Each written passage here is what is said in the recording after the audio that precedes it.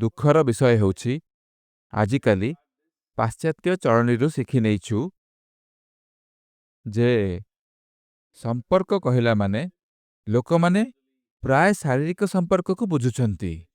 ଏମିତି ନୁହେଁ, ସମ୍ପର୍କ ଅନେକ ପ୍ରକାରର ହୋଇପାରେ। ଯଦି ଶାରୀରିକ ସମ୍ପର୍କ ଥାଏ, ସାଧାରଣତଃ ପରସ୍ପର ପ୍ରତି ଦୈହିକ ଆକର୍ଷଣ ସମୟକ୍ରମେ କମିଯାଏ। ଏପରି ସମ୍ପର୍କର ମୂଳ ଲକ୍ଷ୍ୟ ହେଉଛି ଆନନ୍ଦ ବାହାର କରିବା ଆଉ ଜଣଙ୍କଠାରୁ। ତେଣୁ ଅନ୍ୟଠୁ ଆନନ୍ଦ ପାଇଁ ଯଦି ଚେଷ୍ଟିତ ରହିବେ, କିଛି ଦିନ ପରେ ଦେଖିବେ ଯେତେବେଳେ ସେପରି ଆକର୍ଷଣ ଆସୁନି ଯେପରି ପ୍ରଥମରୁ ମିଳୁଥିଲା, ସେଇଠାରୁ ହିଁ ତିକ୍ତତା ଆରମ୍ଭ ହୋଇଯିବ। ତେଣୁ ଏହା ଭଲ ହେବ ଯେ ନିଜକୁ ଏପରି ଭାବେ ଗଢ଼ନ୍ତୁ ଯେମିତି ସ୍ୱାଭାବିକ ଭାବେ ଆନନ୍ଦରେ ରହିବେ, ଉତ୍ସାହିତ ବ୍ୟକ୍ତି ହୋଇପାରିବେ। ଏଇ ଗୋଟେ କାମ କଲେ ସବୁ ପ୍ରକାର ଲୋକଙ୍କ ସହିତ ଚମତ୍କାର ସମ୍ପର୍କ ଗଢ଼ିପାରିବେ।